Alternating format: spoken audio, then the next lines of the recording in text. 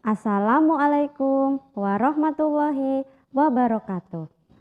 Perkenalkan, nama saya Prita Puspita Hayuning Tias, asal sekolah SDN 010 Babulu, mahasiswa PPG dalam jabatan kategori 1 tahun 2022, PGSD 1, kelas 1, LPTK Universitas Mula Warman. Pada kesempatan ini, saya akan membawakan best practice saya. Lokasi SDN 010 Babulu, lingkup pendidikan sekolah dasar kelas 5, tujuan yang ingin dicapai meningkatkan hasil belajar IPA materi organ pencernaan manusia pada siswa kelas 5 SDN 010 Babulu, Kabupaten Penajam Pasir Utara.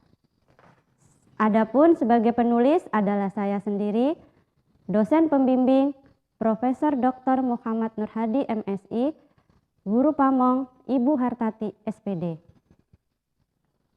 Tanggal 14 September 2022. Latar belakang masalah yang pertama, rata-rata hasil belajar peserta didik materi organ pencernaan manusia di bawah KKM atau kriteria ketuntasan minimal. Kedua, peserta didik belum terlibat aktif dalam pembelajaran. Mengapa praktek ini penting untuk dibagikan? Praktek ini menjadi penting untuk dibagikan karena dengan menerapkan model dan metode pembelajaran inovatif akan berdampak pada peningkatan hasil belajar siswa serta meningkatkan motivasi siswa untuk belajar mandiri secara berkelompok dalam menemukan konsep materi pembelajaran. Adapun peran dan tanggung jawab saya dalam pembelajaran ini adalah sebagai guru, saya bertanggung jawab mendesain model pembelajaran yang kreatif, inovatif, dan menyenangkan dengan menggunakan model, metode, dan media pembelajaran yang tepat serta inovatif sehingga tujuan pembelajaran dapat tercapai dengan efektif dan dapat meningkatkan hasil belajar siswa pada materi organ pencernaan manusia. Tantangan yang dihadapi dalam mencapai tujuan pembelajaran yang pertama, penggunaan model dan metode pembelajaran yang belum tepat sehingga peserta didik kurang aktif dalam pembelajaran. Kedua, penggunaan media pembelajaran yang belum tepat sehingga membuat peserta didik kurang menarik dalam mengikuti proses pembelajaran. Ketiga, kemampuan peserta didik dalam memahami materi masih rendah. Yang terlibat dalam PPL kedua yaitu siswa, guru, dosen pembimbing dan guru pamong, serta rekan sejawat. Aksi berdasarkan tantangan yang dihadapi dalam pembelajaran, maka langkah-langkah yang harus dilakukan yaitu 1. Pemilihan model pembelajaran inovatif. Adapun pemilihan model pembelajaran yang saya gunakan adalah PBL atau Problem Based Learning. Kedua, pemilihan media pembelajaran inovatif. Guru menggunakan media pembelajaran inovatif berbasis TIPEC sehingga membuat peserta didik mampu menerima materi yang disampaikan. Yang ketiga, meningkatkan keaktifan siswa. Strategi yang dilakukan oleh guru yaitu guru harus punya kreativitas dalam merancang pembelajaran untuk mengembangkan RPP dan LKPD yang berpusat pada peserta didik. Yang keempat, penilaian. Guru melakukan penilaian dalam aspek kognitif, afektif, dan psikomotor. Dampak dari langkah-langkah yang telah dilakukan adalah semua dapat dilaksanakan dengan baik seperti yang telah direncanakan. Karena hal ini dibuktikan dengan hasil belajar siswa yang dapat meningkat setelah melakukan model pembelajaran yang inovatif. Respon kepala sekolah pun sangat positif dan mendukung penuh atas model pembelajaran yang telah saya laksanakan. Begitu juga dengan respon rekan sejawat. Mereka sangat tertarik untuk menerapkan model pembelajaran yang telah saya laksanakan karena berdampak pada hasil belajar siswa. Yang menjadi faktor keberhasilan yaitu dukungan kepala sekolah dan rekan sejawat, kemudian situasi dan kondisi pada saat melakukan kegiatan PPL kedua, ketiga, berusaha semaksimal mungkin untuk melaksanakan apa yang telah direncanakan. Yang menjadi faktor ketidakberhasilan yaitu pengambilan video pada saat kegiatan pembelajaran PPL kedua belum optimal dikarenakan ada kesalahan teknis sehingga hasil rekaman pada siswa tidak tershoot dengan baik. Pembelajaran dari keseluruhan proses tersebut adalah 1. Peserta didik lebih tertarik dan fokus mengikuti pembelajaran. 2. Pembelajaran menjadi menyenangkan. Ketiga, media pembelajaran lebih inovatif, dampak dari penggunaan media berbasis TPEC yang dipadukan dengan model pembelajaran inovatif yaitu PBL. Sehingga membuat peserta didik lebih bersemangat dan tidak cepat bosan dalam pembelajaran.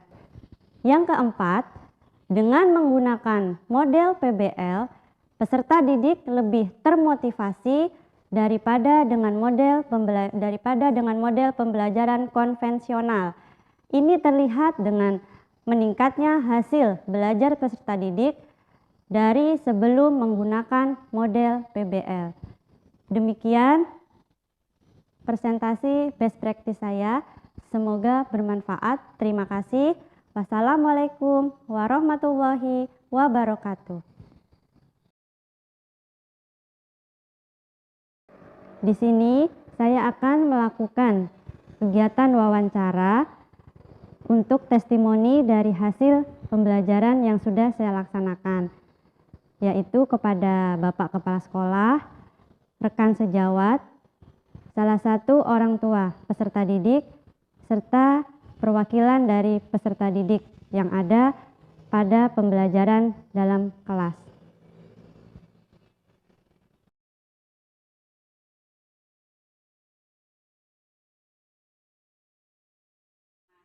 Kira-kira menurut pendapat Bapak tentang kegiatan pembelajaran yang sudah saya laksanakan, apakah ada dampak positifnya bagi sekolah dan Bapak sebagai kepala sekolah? Ya, terima kasih. Mungkin dari beberapa kegiatan yang dilaksanakan dalam hal pelaksanaan untuk proses pembelajaran dari keseharian, apalagi dari praktek kemarin, untuk perkembangan siswa mengarah ke pembelajaran yang diharapkan seperti itulah. Bagaimana anak itu bisa termotivasi, bisa membangkitkan semangat belajar, antusias dalam pembelajaran yang ibu terapkan di dalam praktek kemarin itu sangatlah kami harapkan seperti itu. Karena inovasi ibu, kemudian bagaimana ibu untuk membangkitkan semangat anak pun bersemangat untuk mengikuti pembelajaran, seolah-olah di dalam proses pembelajaran itu anak tidak merasa terbebani, tapi anak merasa enjoy, merasa belajar. Oh begini proses pembelajaran, dia merasa di antara pembelajaran itu tidak terasa bahwa waktu berjalan terus berjalan, tapi anak-anak tidak merasa bosan, tidak merasa jauh. Kenapa? Inovasi, kemudian motivasi anak itu muncul dengan dari dirinya. Nah ini yang kita harapkan dari kegiatan-kegiatan yang ada. untuk kedepannya mungkin untuk kegiatan-kegiatan yang lain, ya itu yang ya, ibu tunjukkan, ibu tampilkan di dalam praktek pada kegiatan pembelajaran yang sudah ada. Mungkin itu Bu ya. Terima kasih Pak. Menurut Ibu, bagaimana dampak dari proses pembelajaran yang telah saya laksanakan di kelas dan pendapat Ibu sebagai guru? Nah, baik menurut saya Bu ya, selaku guru melihat anak-anak pada saat proses pembelajaran kemarin, dampaknya itu sangat baik, sangat positif. Itu bisa terlihat pada saat proses pembelajaran di kelas, peserta didik ini sangat antusias, mereka sangat bersemangat dalam mengikuti pembelajaran. Nah, tentu saja dengan semangat anak-anak tersebut itu bisa meningkatkan hasil belajar mereka. Nah, kalau saya pribadi selaku guru, saya sangat tertarik untuk bisa mencontoh model pembelajaran yang Ibu berikan. Mungkin di lain kesempatan kalau Ibu ada waktu, kita bisa sharing-sharing tentang model pembelajaran tersebut. Terima kasih ya Bu. Sama-sama Ibu.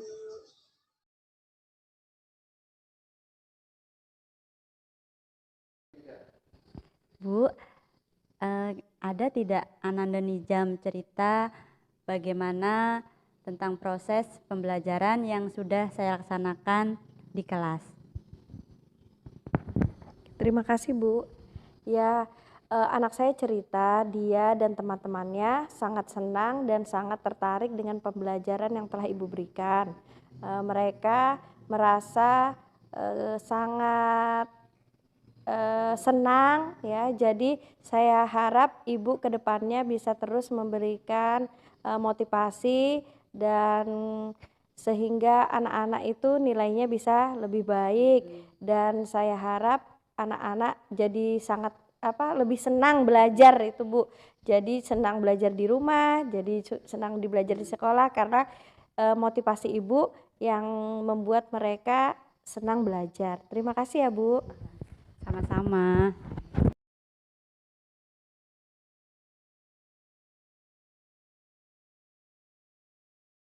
Menyenangkan, pembelajaran menjadi menarik, jadi semangat belajar.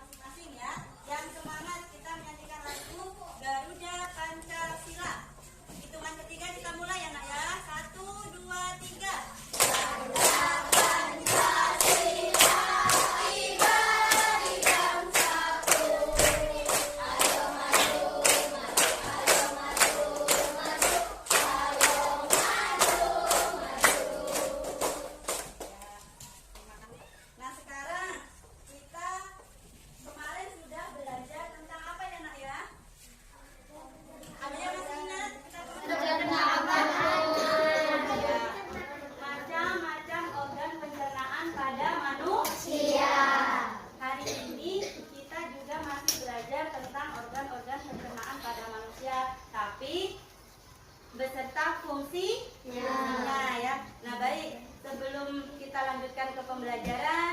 Ibu akan sampaikan tujuan pembelajaran pada hari ini. Tujuan pembelajaran pada hari ini yaitu melalui kegiatan mengamati video tentang organ pencernaan manusia, siswa dapat menganalisis organ pencernaan manusia dengan benar. Kemudian, melalui kegiatan mengamati gambar tentang organ pencernaan manusia, siswa dapat menyebutkan macam-macam organ pencernaan dengan benar. Dan yang ketiga, melalui diskusi kelompok, siswa dapat menunjukkan letak organ pencernaan manusia dengan benar. Ya, jadi tujuan pembelajaran pada hari ini adalah yang disebutkan tadi. Sekarang coba kalian perhatikan gambar yang ada di layar. Nah, di sini ada yang tahu ini gambar apa ya? Gambar apa coba? Ayam goreng. Masa cuma ayam goreng? Iya, ada gambar ayam goreng, sayur-sayuran ya, buah-buahan, apalagi? Ya, gorengan, nasi goreng, mie goreng. Dari gambar makanan ini ada yang kalian suka? Apa yang kalian suka? Nasi goreng. Apa? Angkat tangan coba Nizam. Apa Nizam? Ayam goreng, sayur-sayuran, nasi goreng. Ya, mie goreng nggak suka? Berarti masuk. Coba. Apa yang disuka? Ayam goreng, sayur-sayuran, nasi goreng, mie goreng. Ya, jadi rata-rata gambar makanan yang ada di layar ini semua kalian suka. Ya. Nah sekarang semua jenis makanan yang ada di layar ini itu kita makan, ya sering kita makan dalam kehidupan sehari-hari. Nah kira-kira ada yang tahu tidak bagaimana sih caranya makanan tersebut bisa masuk ke dalam tubuh kita? Melalui mulut. Apa coba angkat tangan? Coba angkat tangan. Azam. Mulut. Melalui Mulut. Tadi Azam sarapan apa tidak sih? Sarapan. Kenapa tidak sarapan? Hah? Harus sarapan ya Azam ya. Nanti kita sarapan sama ibu ya di kantin ya. Istirahat. Nah baik. Jadi tadi seperti Azam tidak sarapan makanya jadi lemes ya kan? Jadi lemes dan tidak sarapan. Nah sekarang di sini tadi Bu ada tayangan beberapa jenis makanan yang biasa dimakan dalam kehidupan kita sehari-hari. Ya tadi ada yang mengatakan bagaimana prosesnya makanan tersebut masuk ke dalam tubuh yaitu melalui mulut. Ya melalui mulut. Jadi kita kalau makan apapun itu jenis makanannya masuknya pertama melalui mulut. Nah berarti kira-kira mulut itu apa ya, termasuk tidak dalam organ pencernaan? Iya, termasuk ya dalam organ pencernaan. Nah oleh karena itu mulut merupakan salah satu urutan yang pertama dalam organ pencernaan karena semua jenis makanan, minuman itu masuknya melalui mulut. Nah, karena tadi kan di sini ada sayur-sayuran. Ada yang tidak suka sayur di sini? Harus suka sayur ya nak ya, karena dalam sayuran itu banyak terdapat vitamin, begitu juga buah-buahan ya. Nah jadi untuk menjaga organ pencernaan kita itu tetap sehat, kita harus makan makanan yang sehat dan juga bergizi. Ada yang bisa disebutkan enggak contoh makanan yang bergizi? Coba salah satunya apa? Pernah dengar kata 4 sehat 5 sempurna?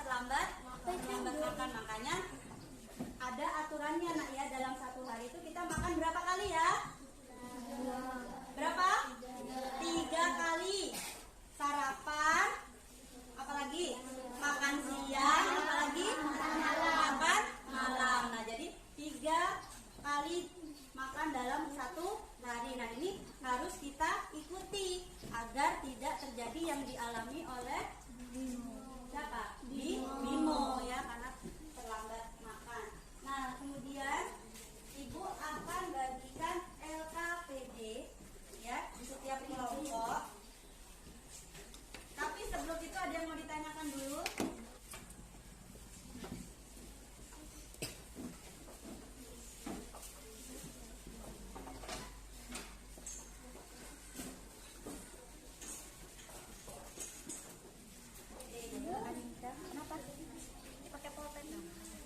Dibaca dulu permasalahannya. Ayo, Habib, jangan diam aja, Habib. Dibaca permasalahannya, dikerjakan secara kelompok. Apa kira-kira kenapa kok bisa kalau kita lakukan itu perut terasa perih?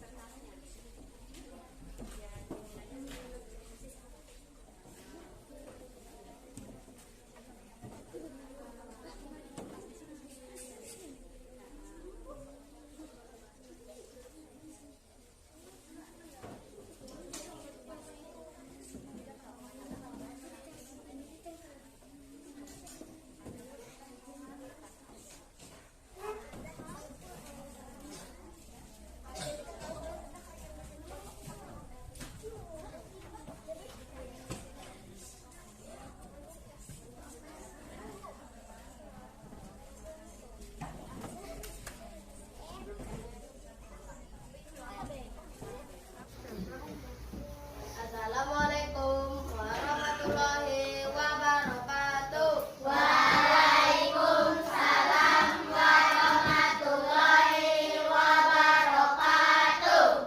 Saya dari kelompok 5 akan mempresentasikan kerja dari kami. Yang pertama, hipotesis. Nomor 1, karena perut kosong. Nomor 2, karena tidak ada yang dicerna. Nomor 3, karena belum makan.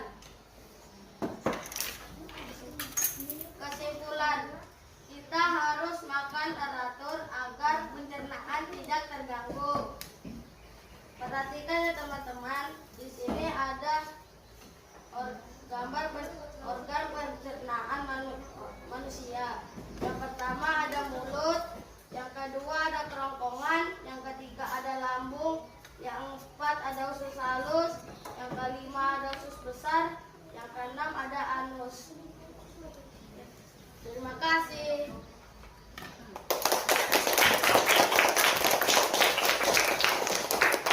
Ya, kelompok baik. Tadi kelompok semua sudah maju ke depan dan hasilnya sudah bagus. Sekarang kita sama-sama ambil kesimpulan ya pembelajaran hari ini. Coba siapa yang bisa? Apa yang tadi kesimpulan dari pembelajaran hari ini?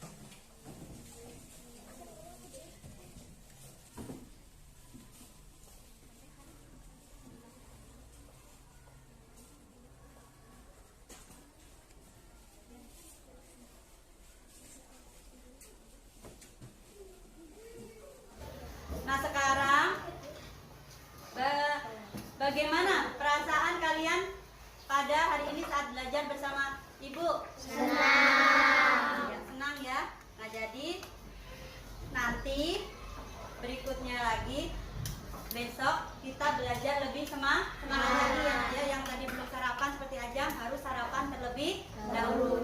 Dan yang terakhir, apa yang sudah kita pelajari pada hari ini? Dan fungsinya. Organ-organ pencernaan dan fungsinya. Nah, pada kesempatan ini Ibu juga akan memberikan apresiasi kepada kelompok. Tadi ada 5 kelompok yang sudah berdiskusi. Nah, tapi tadi hanya ada beberapa kelompok yang aktif, yang lainnya masih belum semangat. Nah, kelompok berapa itu? Akan Ibu kasih tahu. Kelompok 2, kelompok 3 sama kelompok 5. Kita beri tepuk tangan yang meriah buat ketiga kelompok. Ya. Untuk kelompok 4 dan kelompok 1, nanti pada saat pembelajaran berikutnya harus lebih semangat ya Nak ya. Baik, karena waktu sudah selesai.